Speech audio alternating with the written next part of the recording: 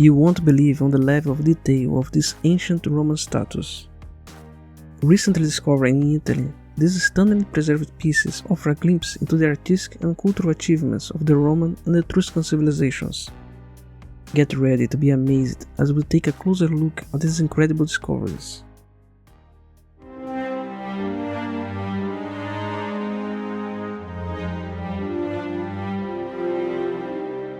Recently, the archaeology world was amazed by a stunning discovery. In Italy, home of the once great Roman Empire, a team of archaeologists uncovered 24 bronze statues.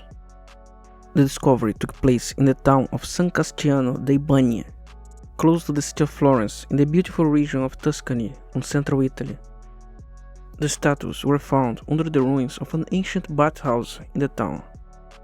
They are depictions of the gods Hygeia, Apollo, and other Greco-Roman gods. The underground of the bathhouse was covered in mud, which helped to preserve the statues, as the mud created by what was an ancient sacred pool acted as a layer which isolated the statues of the elements, leaving them in a really good condition. One of the experts said that this find could rewrite history, as the figures are about 2,300 years old, and this put them in a crucial moment in Roman history, where the Romans were taking the central stage of the Italian peninsula, overtaking the Etruscans, something which is not fully understood to this day. Join us while we uncover this fascinating discovery. This discovery offers a rare glimpse into the artistic and cultural achievements of the ancient civilization, and we can't wait to dive in and explore them with you.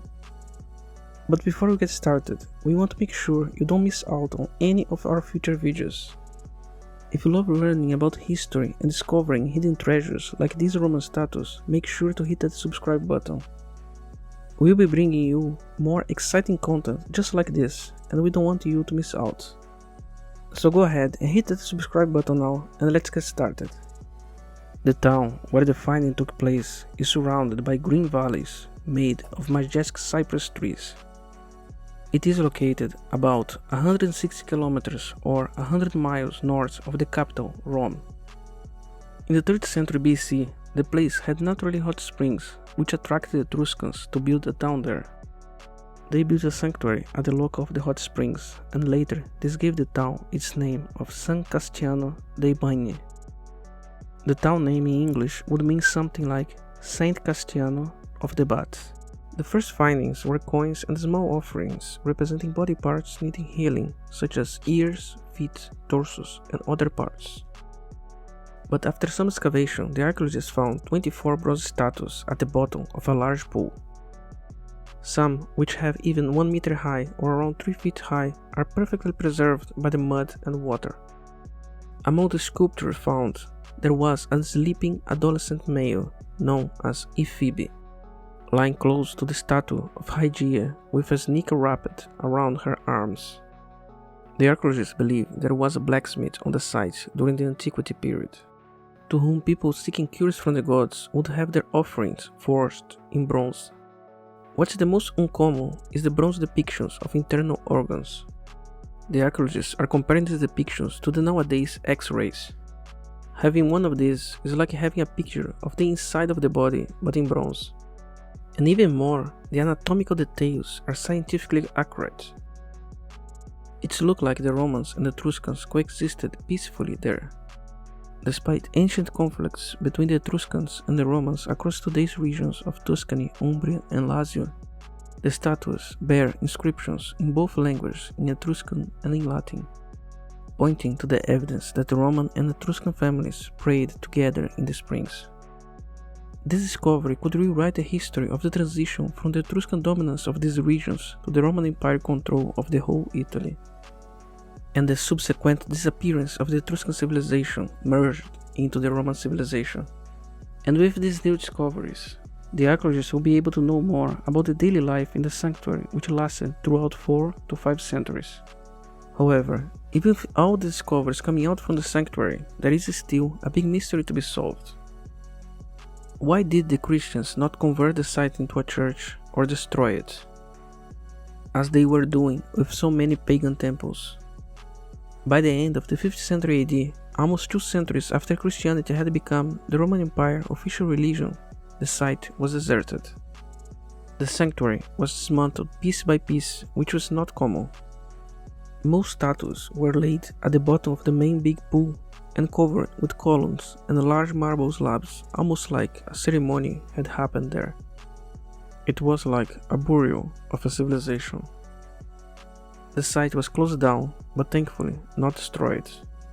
The sanctuary shows a unique coexistence between two cultures, surrounded by political instability and war. And at the very end of its life, a mystery yet to be solved.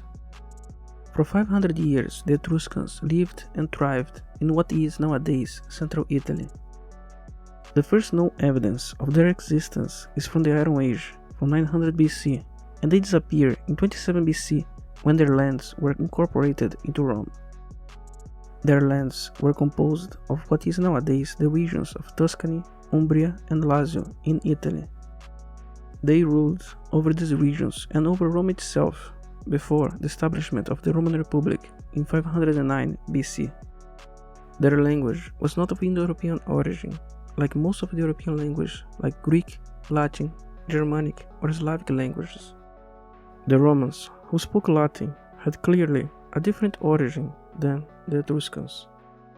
But Roman art and culture were highly influenced by the Etruscan civilization, and they would leave clear marks into the Roman Empire. Their language would disappear completely, and their people would mix with the Romans and ultimately suffer the same fate. The Etruscans, or the people of Etruria, were not praised in high regards on the Roman society, much due to the fact that the first Roman kings were Etruscans. And they are said to be so bad for the Roman people that the very idea of Rome having a king was disregarded in Roman society almost as a sin. Some of the archaeologists even say that it is a possibility that the city of Rome was founded by the Etruscans, as most of the Etruscan cities were founded earlier than Rome.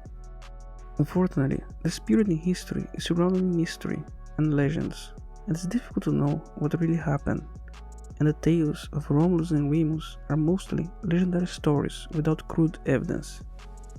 But if it was not founded by the Etruscans, it was just after a possible Etruscan invasion that the first infrastructure of a city was created on what was a very underdeveloped and tribal Latin settlement. At the beginning of the excavation, the archaeologists found a large marble pool of an ancient sanctuary. The pool was decorated with fountains and altars. The site is dated from the 2nd century BC, in a period of transition from Etruscan to Roman control. The site location was covered with statues that seemed to be used in religious ceremonies.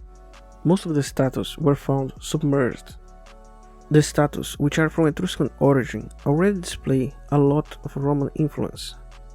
The Etruscans had their main cults and myths based on the ones from the Greeks, and the Romans incorporated this Etruscan way on their own faith, making the Roman gods, Etruscan gods, and Greek gods almost indistinguishable. The gods depicted there were the Etruscan versions of Apollo, his son Asclepius, and his granddaughter Hygeia. Her name is the root of the English word hygiene. Beneath the baths were also found around 6,000 bronze, silver, and gold coins. It was also discovered that in a later period the Romans expanded the sanctuary and made it more luxurious.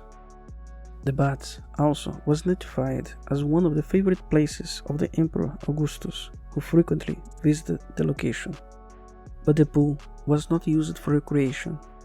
It was a sacred place and only sacerdotes could bathe there. Often, sick people would come to the sanctuary and give offering to the gods and hope to be cured from their illness. The sanctuary was a place of suffering, but also a place of hope. And there you have it, folks. These pieces are truly a treasure, and we are grateful to be able to share them with you. Thank you for joining us on this journey throughout history. We will see you on the next one. Tibi Gratias Ago, Pro Vigilabo.